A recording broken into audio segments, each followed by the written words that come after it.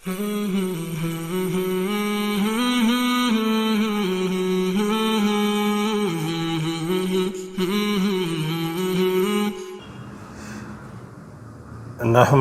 نصلی علی رسولہ الکریم اما بعد فاعوذ باللہ من الشیطان الرجیم بسم اللہ الرحمن الرحیم۔ محترم ناظرین، السلام علیکم ورحمۃ اللہ وبرکاتہ۔ ہمارے آقا صلی اللہ علیہ وآلہ وسلم کا فرمان ہے کہ سلام کو عام کرو اور لوگوں کو کھانا کھلاؤ، یہ بہترین عمل ہے۔ یعنی سلام سب کو کرو، چاہے کوئی جاننے والا ہو یا نہ جاننے والا ہو، سب کو سلام کرو اور لوگوں کو کھانا کھلاؤ کہ یہ بہترین عمل ہے۔ اور ارشاد باری تعالی ہے سورہ دہر میں، اللہ تعالیٰ کا فرمان ہے سورہ دہر میں وَيُطْعِمُونَ الطَّعَامَ عَلَىٰ حُبِّهِ مِسْكِينًا وَيَتِيمًا وَأَسِيرًا انما نطعمکم لوجہ اللہ لا نرید منکم جزاء ولا شکورا، جس کا ترجمہ ہے اور باوجود یہ کہ خود ان کو طعام کی خواہش ہو اور حاجت مندوں، فقیروں، یتیموں اور قیدیوں کو کھانا کھلاتے ہیں اور کہتے ہیں خالص خدا کے لیے کھلاتے ہیں، نہ تم سے عوض کے خواستگار ہیں اور نہ نحمدہ نصلی علی رسولہ الکریم اما بعد فاعوذ باللہ من الشیطان الرجیم بسم اللہ الرحمن الرحیم۔ محترم ناظرین، السلام علیکم ورحمۃ اللہ وبرکاتہ۔ اچھا نمازی کون ہوتا ہے؟ رسول اللہ صلی اللہ علیہ وآلہ وسلم نے ایک سائل کو جواب دیتے ہوئے فرمایا، اللہ کی عبادت اس طرح کرو گویا تم اس کو دیکھ رہے ہو، اگر تم اس کو نہیں دیکھتے تو وہ تم کو تو دیکھتا ہی ہے۔ حضرت ابن مسعود رضی اللہ تعالیٰ عنہ روایت فرماتے ہیں، جس شخص کو یہ شوق ہو کہ قیامت کے دن وہ مسلمان کی طرح اللہ کے سامنے پیش ہو تو وہ پانچوں وقت کی نماز باجماعت اس مسجد میں ادا کرے جہاں اذان دی جاتی ہے۔ اللہ تعالیٰ نے تمہارے نبی صلی اللہ علیہ وآلہ وسلم کو جو طریقہ ہدایت عطا فرمایا اس میں پانچوں نمازیں باجماعت پڑھنا بھی شامل ہے۔ تو اگر تم نے نماز اپنے گھر میں پڑھ لی، جیسا کہ پیچھے رہ جانے والا اپنے گھر میں پڑھتا ہے، تو بے شک تم نے اپنے نبی صلی اللہ علیہ وآلہ وسلم کی سنت کو ترک کیا، سنت کو چھوڑ دیا۔ اور اگر تم نے اپنے نبی صلی اللہ علیہ وآلہ وسلم کی سنت ترک کر دی تو تم گمراہ ہوئے۔ ہم نے کسی صحابی کو جماعت سے غیر حاضر ہوتے ہوئے نہیں دیکھا، جماعت سے وہی شخص غیر حاضر ہوتا تھا جو کھلا ہوا منافق ہوتا تھا۔ بیمار بھی دو آدمیوں کے سہارے آ کر صف میں شامل ہو جاتے تھے۔ رسول اللہ صلی اللہ علیہ وآلہ وسلم نے ارشاد فرمایا، گھر اور دکان پر نماز پڑھنے سے جماعت سے نماز پڑھنے کا ثواب 27 گنا زیادہ ملتا ہے۔ جو شخص اچھی طرح وضو کرے پھر مسجد میں آئے اور نماز ہی کا ارادہ کر کے گھر سے نکلا ہو تو ہر قدم پر اس کا درجہ بلند کیا جائے گا، اس کی خطائیں دور کی جائیں گی، یہاں تک کہ مسجد میں داخل ہوگا تو نماز میں شمار ہوگا، اور جب تک وہ مسجد میں نماز کی نیت سے رکا رہتا ہے فرشتے اس کے حق میں دعا کرتے رہتے ہیں، کہتے ہیں اے اللہ اس پر رحم کر اور اس کو بخش دے اور اس کی توبہ قبول کر جب تک باوضو رہے۔ رسول اللہ صلی اللہ علیہ وآلہ وسلم نے فرمایا، مسلمان بندہ یا مومن بندہ وضو کرتا ہے، جب اپنے چہرے کو دھوتا ہے تو اس کے چہرے سے اس کی تمام خطائیں دور ہو جاتی ہیں۔ جن کو اپنی آنکھوں سے دیکھا ہے اور اس کی تمام خطائیں دور ہو جاتی ہیں، جن کو اپنی آنکھوں سے دیکھا ہے پانی کے ساتھ یا پانی کے آخری قطرے کے ساتھ، پھر ہاتھوں کو دھوتا ہے تو اس کے ہاتھوں سے تمام گناہ نکل جاتے ہیں جن کا اس نے ارتکاب کیا ہے، پانی کے ساتھ یا پانی کے آخری قطرے کے ساتھ۔ پھر جب اپنے پاؤں دھوتا ہے تو اس کے پاؤں کی تمام خطائیں دور ہو جاتی ہیں پانی کے ساتھ یا پانی کے آخری قطرے کے ساتھ، جہاں تک کہ تمام گناہوں سے پاک ہو جاتا ہے، یہاں تک کہ تمام گناہوں سے پاک ہو جاتا ہے جب بندہ اچھی طرح وضو کرتا ہے۔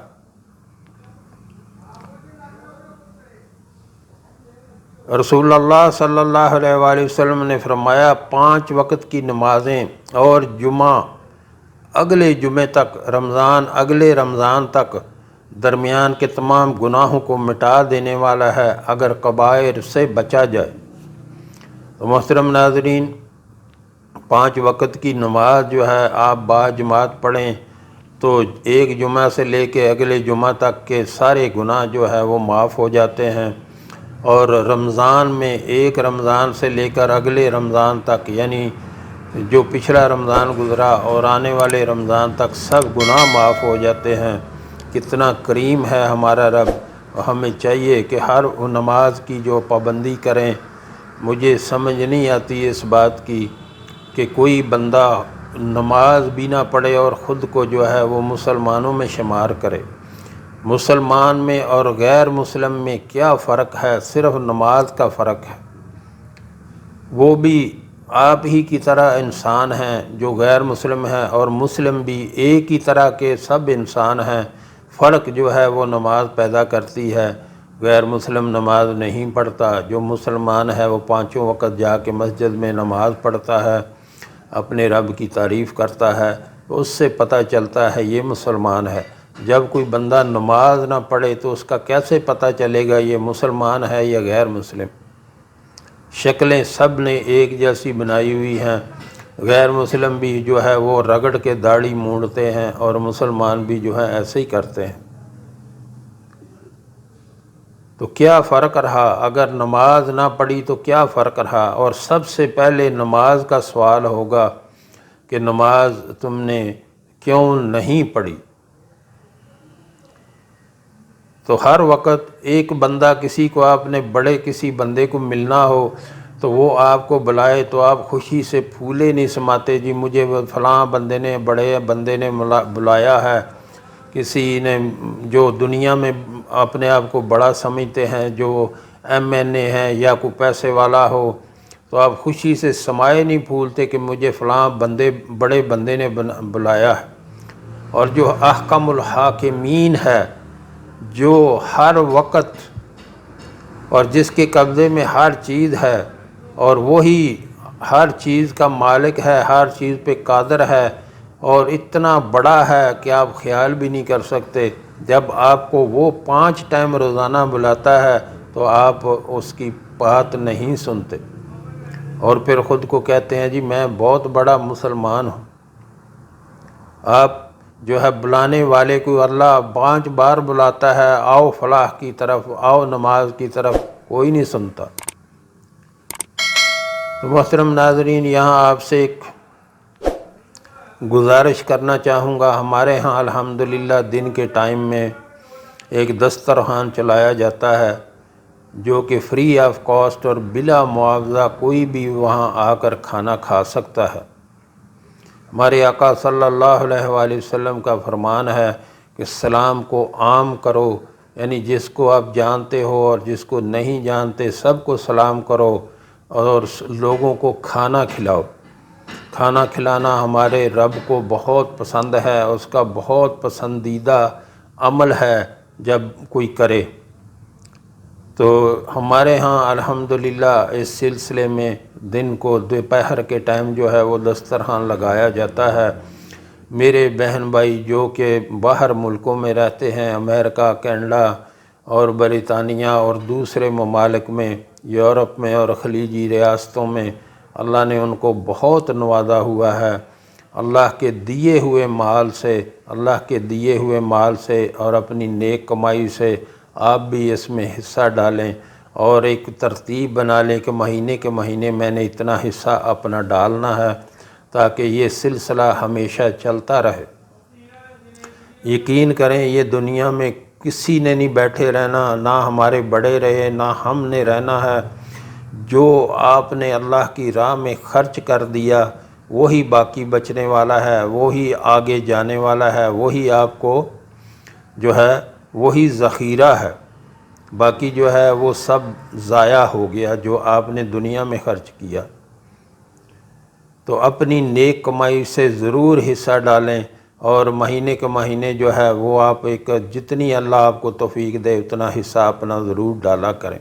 نیچے ڈسکرپشن میں میرا واٹس اپ نمبر موجود ہے، اس نمبر پہ آپ رابطہ کر کے طریقہ کار پوچھ سکتے ہیں، جیسے آپ کو آسانی لگے۔ کوئی چاول دے دے، کوئی آئل دے دے، مسالہ جات وغیرہ، کوئی چنے دے دے، کوئی نقدی دینا چاہے تو پورا حساب ہوتا ہے ہمارے پاس، وہ بھی آپ مہینے کے مہینے جو ہے وہ ایک ترتیب بنا لیں۔ ہمارے آقا صلی اللہ علیہ وآلہ وسلم کا فرمان ہے کہ دوزخ کی آگ سے بچو، چاہے ایک کھجور کا آدھا ٹکڑا ہی دے کر کیوں نہیں اللہ کے راستے میں۔ تو محترم ناظرین، باتیں جتنی چاہے کرتے جائیں، لیکن جو ہے عمل کرنے کی ضرورت ہے۔ رسول اللہ صلی اللہ علیہ وآلہ وسلم نے دریافت فرمایا، کیا تم میں سے کوئی ایسی بات کی کیا میں تم کو ایسی بات کی خبر دوں جس کی وجہ سے اللہ تعالیٰ خطاؤں کو مٹا دیتے ہیں اور درجات بلند کرے گا؟ صحابہ نے عرض کیا، ہاں یا رسول اللہ صلی اللہ علیہ وآلہ وسلم۔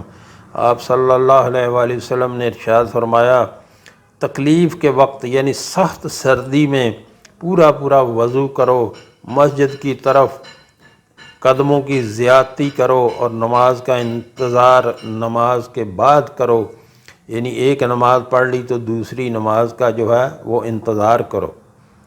جب وضو شروع کرے تو بسم اللہ کہیں، وضو سے فارغ ہونے کے بعد نگاہ آسمان کی طرف اٹھائیں اور یہ دعا پڑھیں، اشہد ان لا الہ الا اللہ و اشہد ان محمدً عبدہ و رسولہ، یا ایسے بھی پڑھیں، اشہد ان لا الہ الا اللہ وحدہ لا شریک لہ و اشہد ان محمدً عبدہ و رسولہ، اللہم اجعلنی من التوابین واجعلنی من المتطہرین۔ یہ دعا پڑھیں، جس کا ترجمہ ہے، میں گواہی دیتا ہوں کہ خدا کے سوا کوئی معبود نہیں، وہ اکیلا ہے، اس کا کوئی شریک نہیں، اور گواہی دیتا ہوں کہ محمد صلی اللہ علیہ وآلہ وسلم اس کے بندے اور رسول ہیں۔ آگے یہ دعا ہے، اللہم اجعلنی من التوابین واجعلنی من المتطہرین، اس کا ترجمہ ہے، الہی مجھے توبہ کرنے والوں اور پاکی حاصل کرنے والوں میں سے بنا دے۔ رسول اللہ صلی اللہ علیہ وآلہ وسلم نے فرمایا، جب نماز قائم ہونے لگے تو فرض کے سوا کوئی نماز درست نہیں۔ رسول اللہ صلی اللہ علیہ وآلہ وسلم نے فرمایا، جب جماعت کھڑی ہو جائے جب نماز کھڑی ہو جائے تو دوڑ کر نہ جاؤ، جتنی نماز پا لو وہ پڑھ لو، جو فوت ہو جائے اس کو پورا کر لو، یعنی جو باقی رہ گئی اس کو پورا کر لو۔ رسول اللہ صلی اللہ علیہ وآلہ وسلم نے ارشاد فرمایا، اپنی صفوں کو برابر کرو ورنہ اللہ تعالیٰ تم میں پھوٹ ڈال دے گا۔ رسول اللہ صلی اللہ علیہ وآلہ وسلم نے فرمایا، تم لوگ امام سے پہلے سر اٹھانے سے نہیں ڈرتے، کہیں اللہ تعالیٰ پہلے اٹھنے والے سر کو گدھے کے سر سے نہ بدل دے یا اس کی صورت گدھے کی سی نہ کر دے۔ تو محترم ناظرین، کوئی بھی عمل جو ہے وہ امام سے پہلے نہیں کرنا چاہیے۔ جب امام کے پیچھے آپ نماز پڑھ رہے ہوں تو کوئی بھی عمل جو ہے وہ امام سے پہلے نہیں کرنا چاہیے۔ پہلے امام کرے گا، پھر سارے اس کی جو ہے اس کے پیچھے جو ہے وہ عمل کریں گے۔